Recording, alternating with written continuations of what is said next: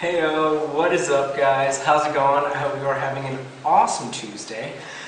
Today I thought we could talk about long distance relationships and what I've learned about them in the past year of my life.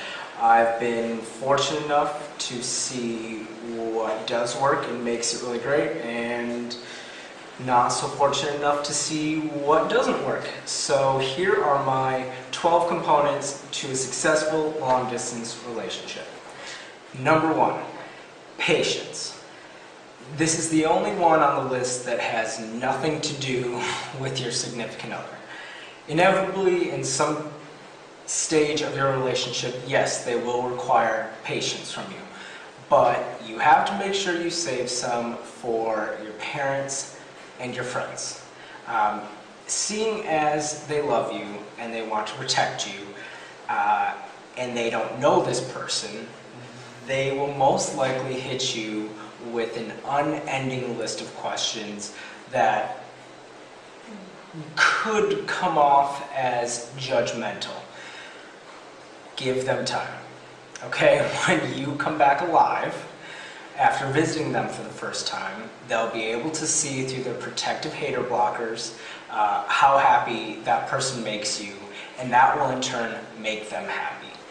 But they will probably require some of your patience in the beginning, so just give them time. Number 2, FaceTime and Skype.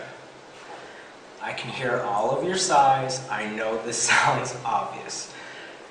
You are going to have to learn to love talking to a screen, because inevitably a lot of your cute coupling moments will have to happen over these sort of platforms.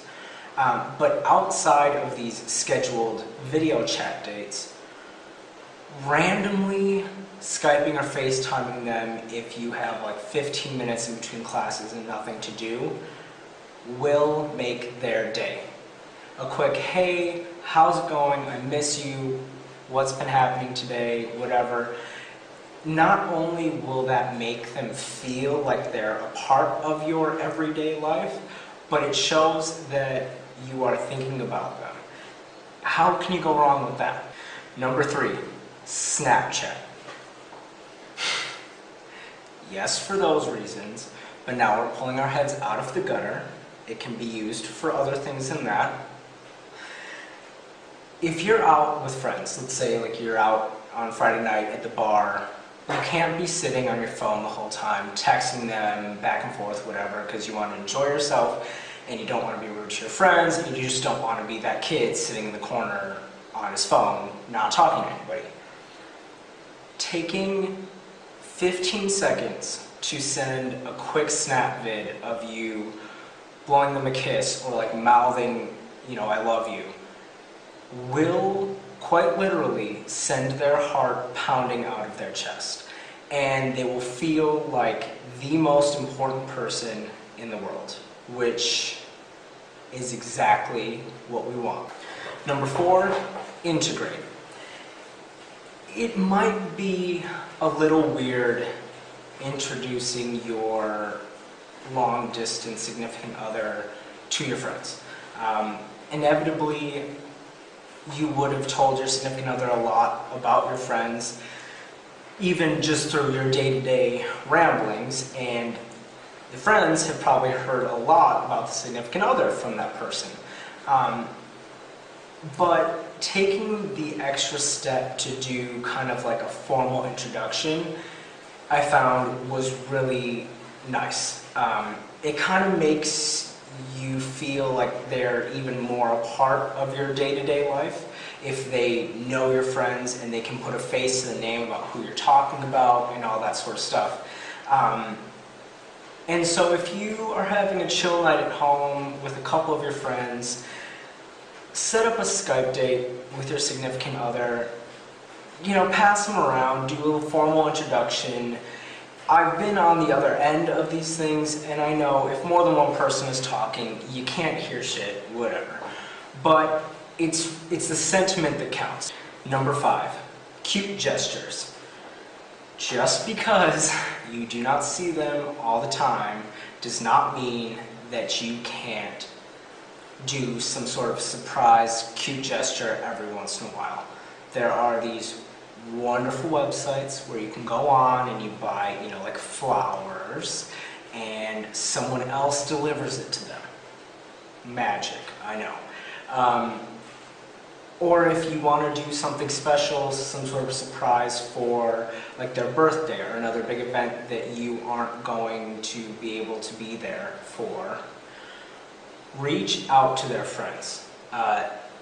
They will inevitably be super excited to help you pull off this big surprise, and will be really good resources for planning the whole thing out, because they will be a part of the plans and all that sort of stuff.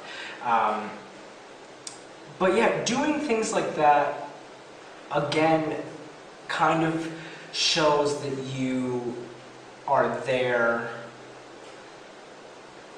in spirit, that you thought enough about this and you were bummed enough that you were missing it, that you wanted to still do something for them and make them feel special.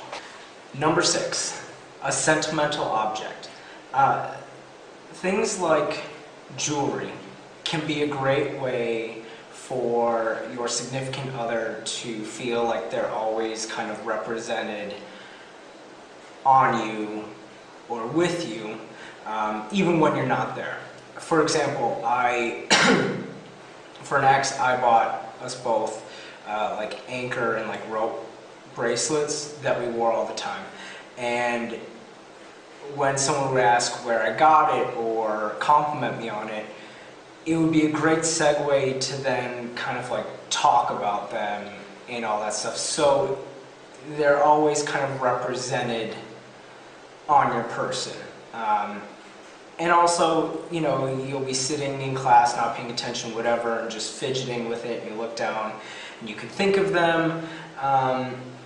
And it's just kind of a nice reminder that you have someone in your life even though they're not there with you all the time.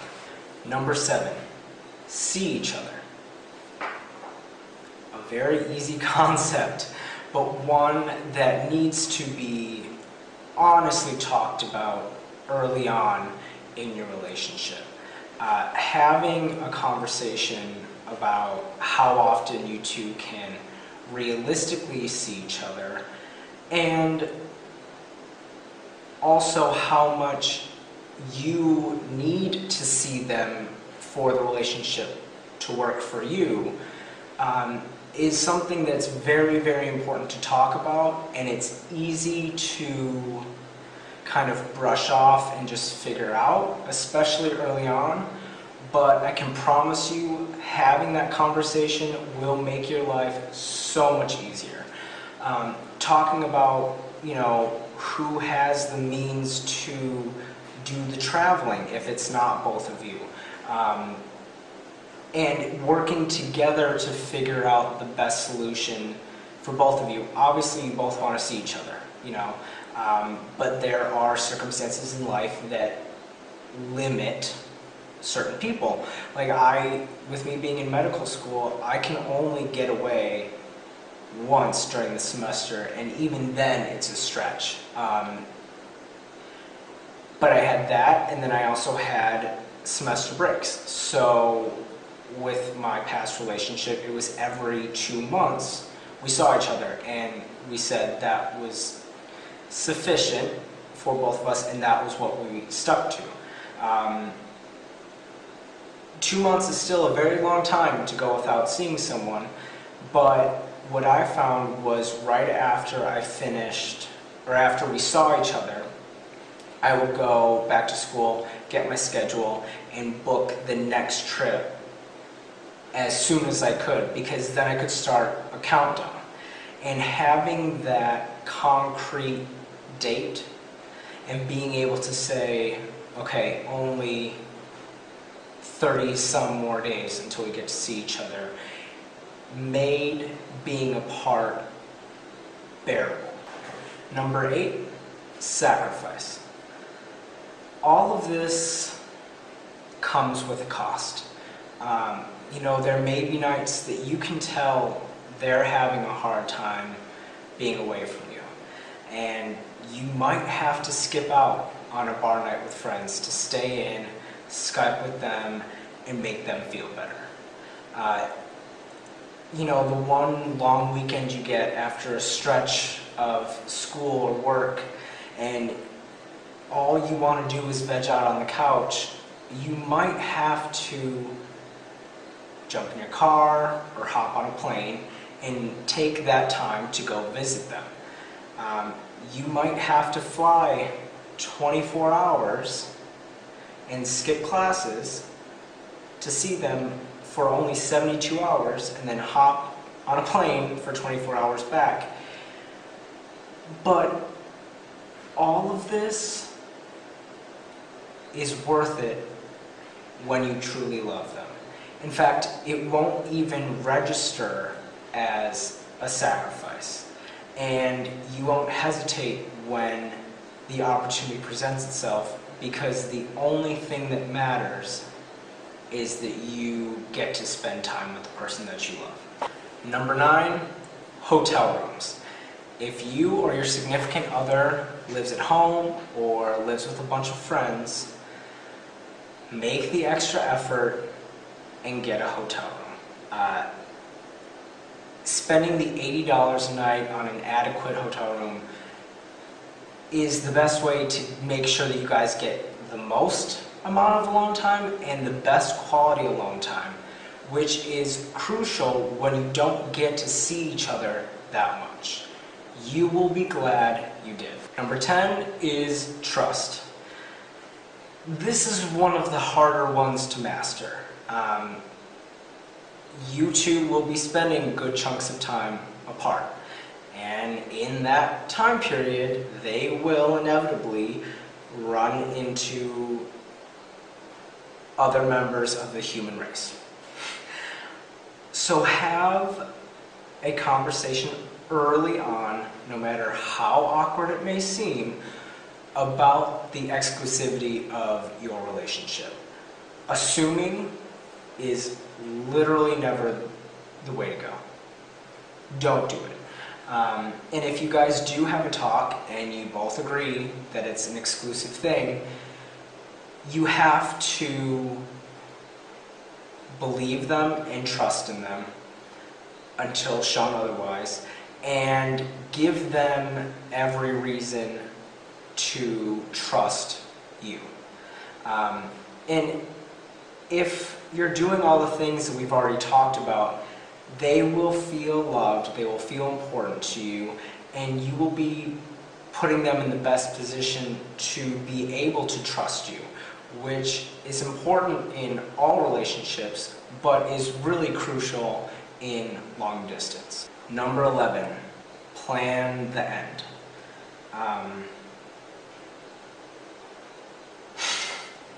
Not of the relationship, of the long distance portion of your relationship.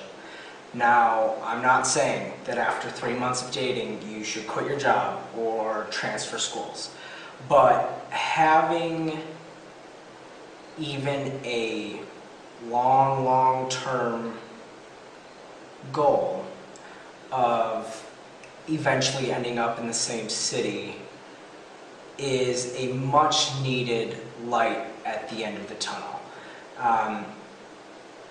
In having an honest discussion with them about this can show you whether realistically your lives can ever intersect in the future, and also gives you kind of an insight into their level of dedication to you and to the relationship.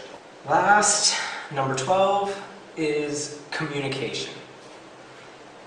This is hands down the most important one. I think every other one that I've talked about thus far I've prefaced with have a conversation about this. When you don't spend time with someone one-on-one, you can't pick up on the subtle cues that would tell you that something's bothering them. And no matter how many emojis you throw in a text or a message, the true emotion never gets sent across correctly. Communication is key in all relationships, but especially in long distance. And I can tell you from first-hand experience that if one person is lacking in this department, it can very easily spell the end of your relationship.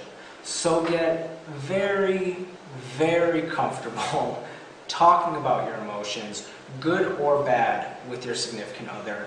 You may feel like you're being needy or nagging them or just being annoying, but all you're doing is actually helping your relationship to become healthier and stronger.